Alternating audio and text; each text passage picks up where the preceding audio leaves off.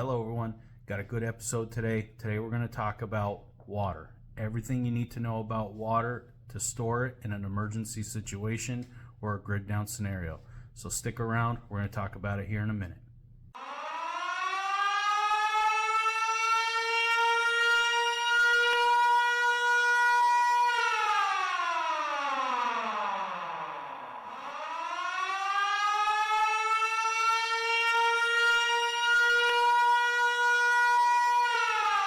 Hello everyone, welcome back to Let's Prep Now.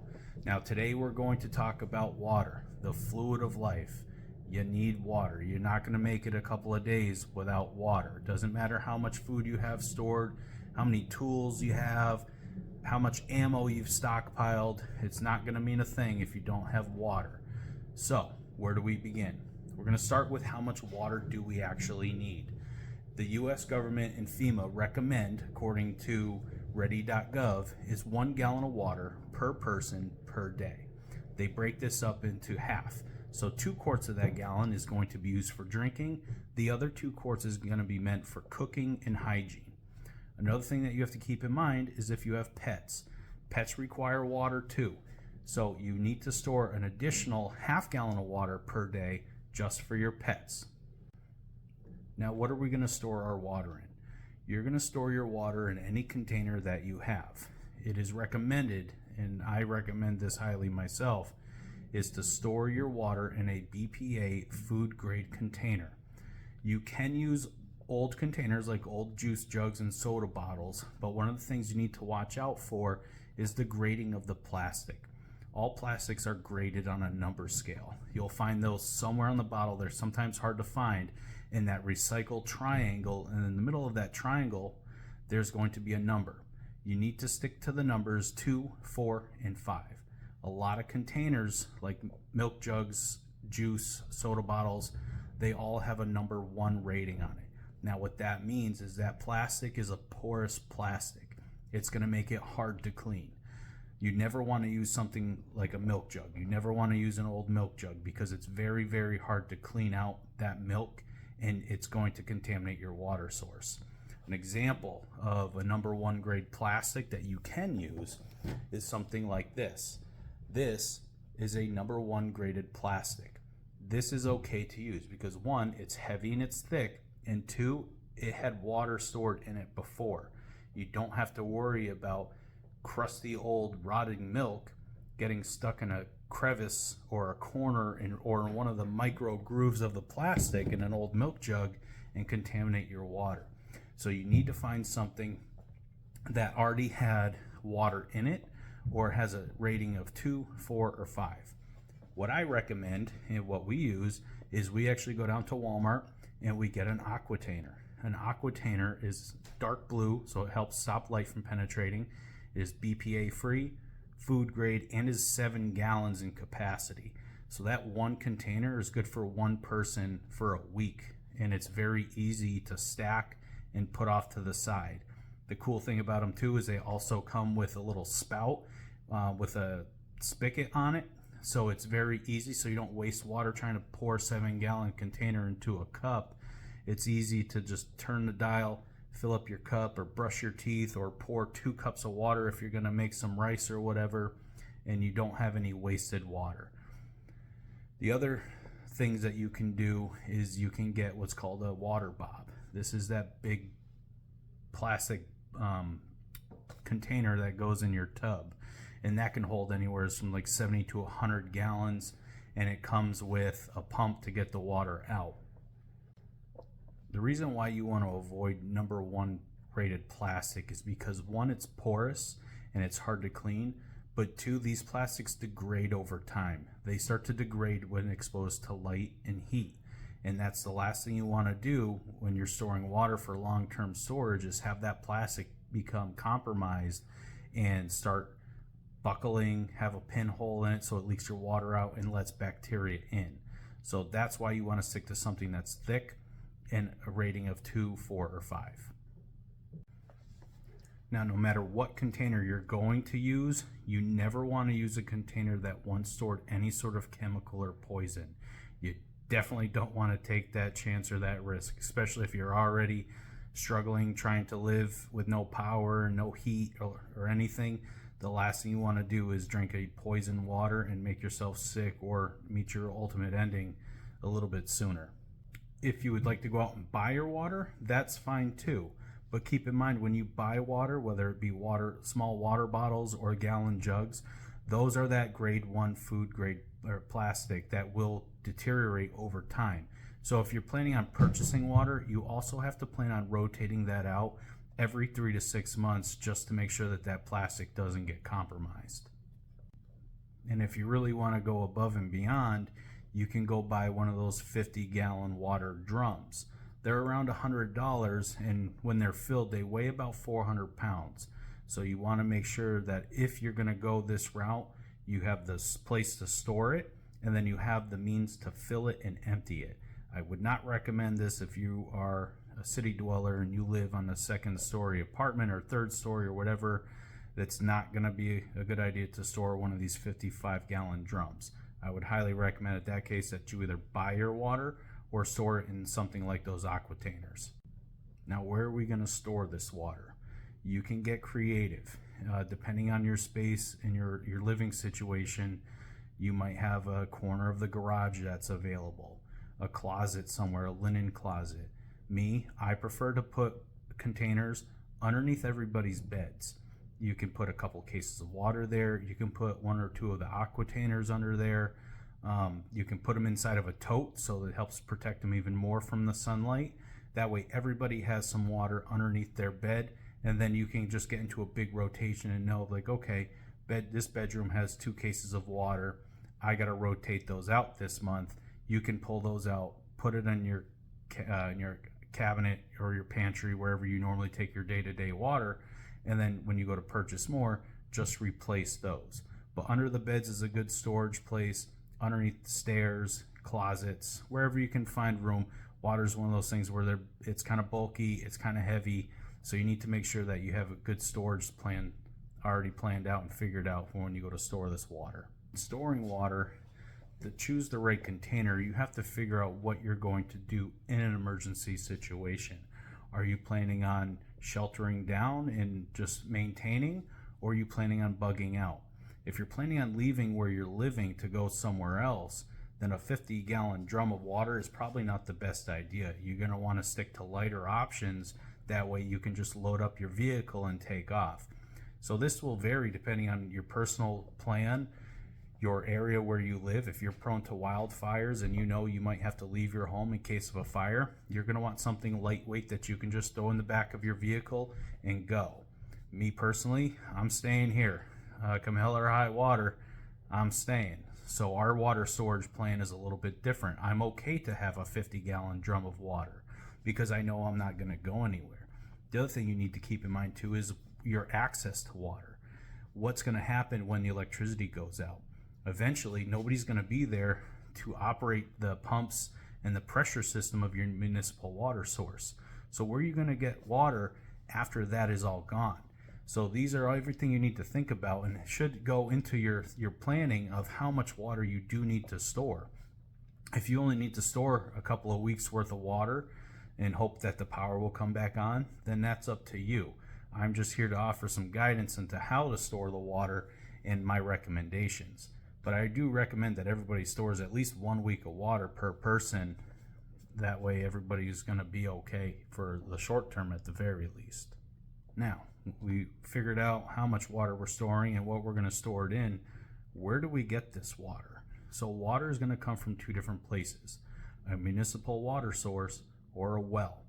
Now, is it safe to store?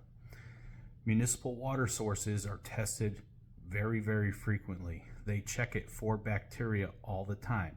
Every once in a while, your county or your area might come out with an emergency boil water order. That is because they have detected an unsafe level of bacteria in your drinking water.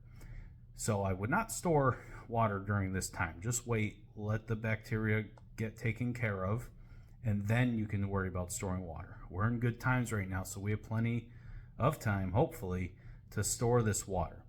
So regardless of where your water comes from, you need to make sure that it is clean. Your water cannot have any contaminants in it. It has to be free of bacteria, protozoa, E. coli, all of this stuff. Now, how do we tell? Every state has state-run laboratories throughout whatever state you're in. You can set up an appointment and bring a water sample to one of these labs to have it tested, and then they'll give you the breakdown of what exactly is in it. These sometimes have a small fee attached, but it's worth it to have that peace of mind. Now, you can do that with a municipal water source or your well water. I highly recommend, regardless of what water source you have, you get it tested. If for some reason they're unable to do that with a state laboratory, look in your area. Look for colleges or schools that offer environmental studies. Usually these schools have labs in them, and they can actually test soil as well as water and tell you what's in it, sometimes even for free. So that's a good resource to think about. Now, if you have your water tested, or you don't have the time or the means to go get it tested, you can decontaminate it by one of two ways: bleach it or boil it. Boiling it is pretty simple. You fill a pot, you put it on your stove, you bring it to a roaring boil for about 10 minutes.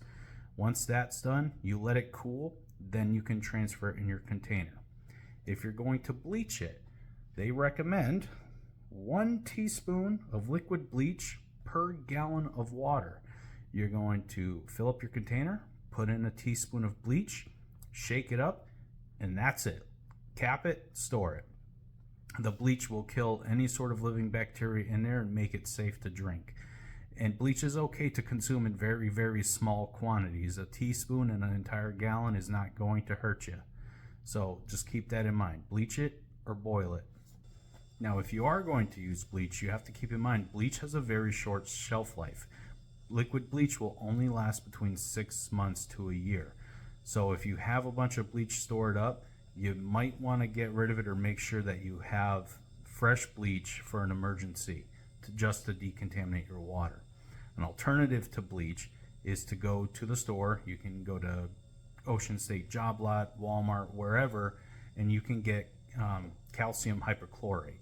What this is, it's actually Pool Shock. It's a granulated chlorine, essentially, and this has an indefinite shelf life depending on how you store it. Just like everything else, you need to store it in a cool, dark space, but the Pool Shock has an indefinite shelf life, and you can use it to make bleach. So 1 teaspoon of bleach into 2 gallons of water makes bleach. Then from those 2 gallons, you take that teaspoon and put it in your 1 gallon, and it's clean. So a little goes a long way with Pool Shock. 1 pound pack of Pool Shock, you can decontaminate and clean tens and hundreds of thousands of gallons of water. So it's well worth the expense of going to spend $5-6 and get yourself a pound of Pool Shock, because it's going to last forever, and you're going to be able to sanitize all the water you're ever going to need. So go get yourself some Pool Shock. And yes, I keep looking down at my cheat sheet, because me rambling on, it's very hard to remember all of this stuff. So I do make a little cheat sheet to reference. So if you see me looking down every once in a while, that's what I'm doing, just so I don't lose train of thought. Now, how do we prep our containers? So regardless of what container you're going to put it in, it needs to be prepped. Just like everything else, you want to make sure you're not going to eat food off of a dirty plate. You want to make sure you're not going to store water in a dirty container. So how do we do it? Step 1 is you're going to rinse it out. Rinse it out real thoroughly. Fill it up, give it a good shake, dump it out. Then you're going to make a warm soapy water. Just use a little bit of Dawn dish soap and water. Put it in there. Shake it real good. This is what's going to clean all of that stuff out of the container. Now, this is another reason why you don't want to use an old milk jug, because milk jug is in a grade 1 plastic, which is porous. Small debris can get stuck in those very small micro pores and contaminate your water. So you're going to use your food grade BPA free grade 2, 4, or 5 plastic, rinse it out, some nice warm soapy water, and then rinse that out. Now, it is very, very important that you rinse every and any small trace of soap out of that container. The smallest soap sud will contaminate your water and make it unsafe to drink.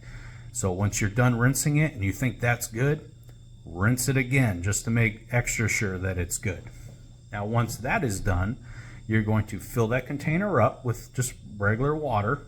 You're going to put in a 1/4 teaspoon of bleach. Shake that around, let it sit for 10 minutes. Once that is done, you can pour that out. That bleachy solution is just going to make extra sure that everything that's in that container is dead, that it's not going to hurt you. And you don't have to worry about rinsing out that bleachy solution that's maybe left over. Just dump it out and just give it a couple of shakes. That bleach residue that's left over is just going to help make sure that your water is extra sanitized.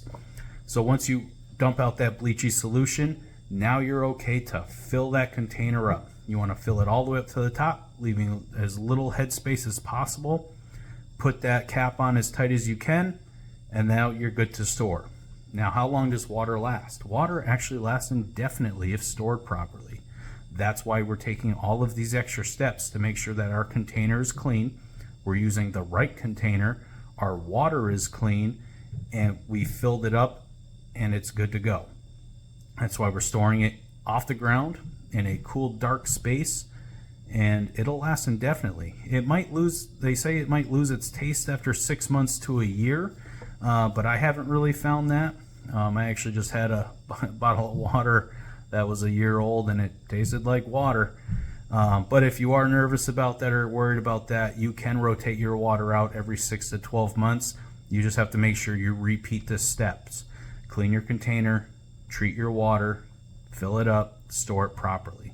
You never want to store your water near anything that has anything poisonous that has vapors. You don't want to store it next to things like gasoline or diesel or kerosene, because those vapors can actually go through the plastic and contaminate your water. So I do believe that is everything that we covered. Let's see where to get it, how to store it, how to treat it. If you have any questions, please post them down below. I'll do my best to answer them. Please like, share, subscribe, everything. We'll see you next time while there's still time.